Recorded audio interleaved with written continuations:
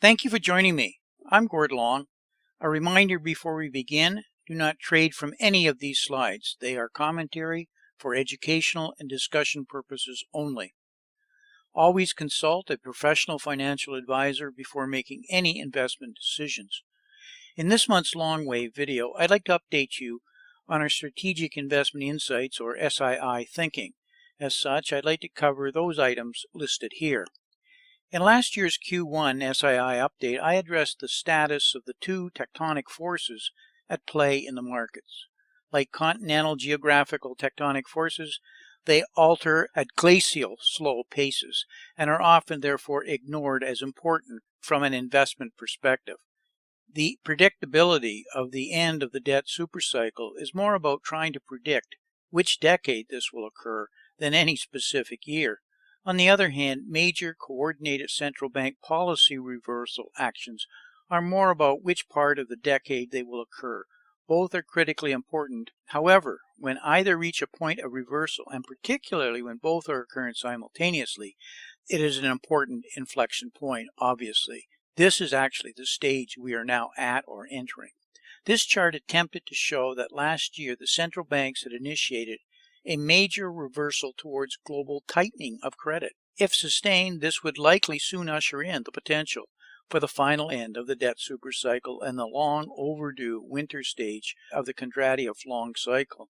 This, however, was soon reversed, as this year we have exactly the opposite central bank policies compared to what we laid out last year.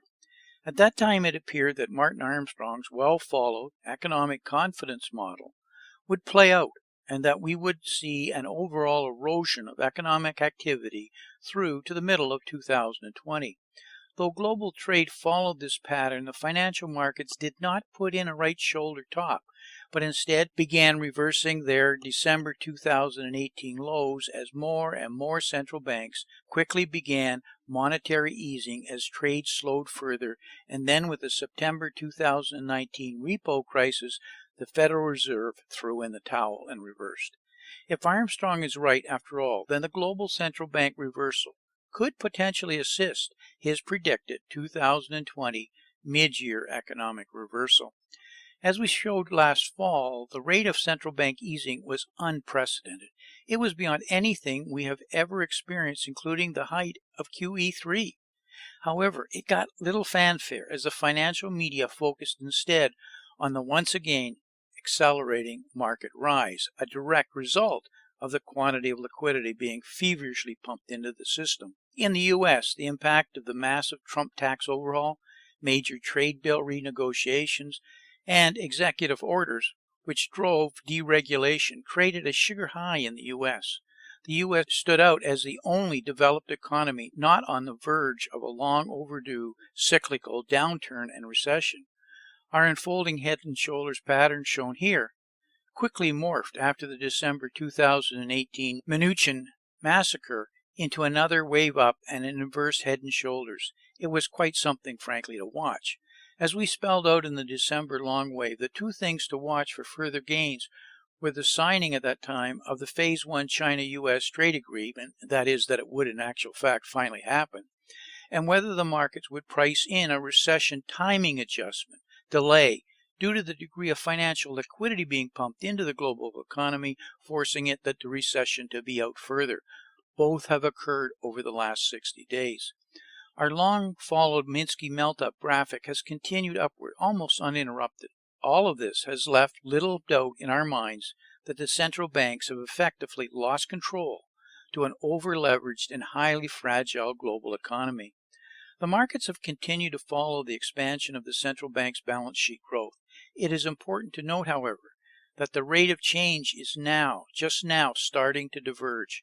This is a clear warning to financial stocks already at their upper, second, and even third standard deviation bands. We suspect there is still a corrective consolidation coming in early spring. It is overdue, and this Fibonacci-based graphic, which we have been showing for a few years now, indicates a possible support level for that correction before continuing higher. We are not big fans of correlation analogies, but over the last 90 days I've increasingly been reminded of the fall and winter of 1999. The markets are eerily similar in feel and to the Y2K Fed liquidity surge then during the end of the dot-com bubble, a bubble which began imploding in the spring.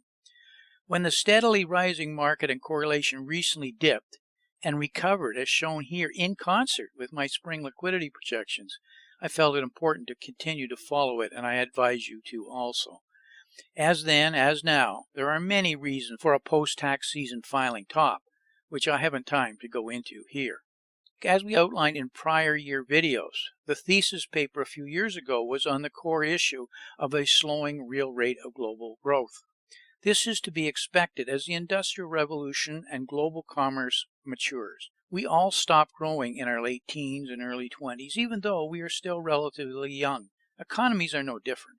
The problem is how we react to this fact. Young men suddenly realize that their dreams of being a star basketball player were not going to materialize with them being 5'9" or an NFL star tackle, becoming that when he was only 5 or she is only 5'7" and 160 pounds. Unfortunately, our political leaders take expedient, quick, apparent solutions rather than face the hard realities and choice. We went, when we were confronted with this kind of crisis, to unsound money and a fiat currency in August 1971 when the U.S. economy was facing economic stagnation. This has led over the years, and increasingly so in the last decade, since the financial crisis, to the mispricing of risk through monetary bond policies such as QQE, QE, T-Litro, etc., and the loss of price discovery that is based on monetary short rate liquidity policies. As a direct consequence of these, this led to stage 2, the actual impairment of capitalism.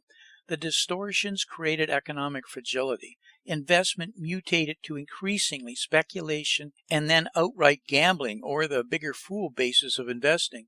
Fundamentals were replaced by momentum and growth strategies increasingly. Leverage substituted for organic growth and was driven by buybacks and ability to borrow money, to invest in the buybacks and dividend growth versus, as I said, organic growth. The savings and investment basis of capitalism was increasingly replaced with the credit and consumption basis of what my colleague Richard Duncan has termed creditism. This has led to unproductive use of capital and too high a level of debt servicing. Stimulus loses its impact and effectiveness when this happens and it becomes too large, that is, using too much stimulus, because of frankly, the debt burden associated with it. Ever-increasing levels of stimulus, therefore, are required. Leverage becomes more tenuous, with increasing problems in borrowing short, lending long facility structures, employing, for example, the asset-backed commercial paper collapse during the 2008 financial crisis. That was what was being used to borrow short. Then in the fall of 2018, what was referred to as a VIXamagon, as people were shorting the VIX and driving down volatility and taking option prices lower. And more recently, the repo crisis last fall in 2019, which forced an unprecedented and massive Fed policy reversal. In our estimation, we are transitioning to stage 4, that is, insufficient real collateral growth. Increasingly, third-party risk and worries of security guarantees. For example, in 2008, price to market was removed to get us out of the crisis from the bank's balance sheets. They could price to fantasy, as we called it, but that removal has never been reinstated and has become problematic from the bank standpoint of trusting the other bank's actual books. The age of conflict, financial, economic, political, and social strife that I've talked extensively is now upon us, which we outlined again in this year's thesis paper. As confidence and trust erodes, and distrust, polarization, and cynicism increases, investment stagnation increasingly takes hold. We see an era of potential and protracted economic stagnation. I'll call it the Japanization of over-indebted developed economies now emerging. Rising costs of real and unencumbered collateral is starting to happen. This is all the final trigger and realization of the long overdue economic Kondratiev winter stage. Eventually, we will see stage 5, that is a fiat currency failure and its replacement. the world will not come to an end. We will be forced to migrate back to a form of sound money. We'll either return to that sound money, or we will see a change to more totalitarian socialist states which will control the method of production, something Karl Marx had warned about a century ago. This may be what we are seeing in the beginnings of, as the young look more and more to stronger socialist political platforms. But that isn't the problem today or in the next couple of years, though you're going to see signs of it. But we're not there yet. Right now, we are transitioning between stage 3 and stage 4. We see this to be highlighted from an investment perspective as passive investment peaking. FANGs and unicorns are going to become less dominant very soon. Because of increased stimulus fiscal policies, and MMT will lead to value and hard assets, a move towards that, something that's politically expedient and that both parties or all parties can agree to, an increase in infrastructure spending.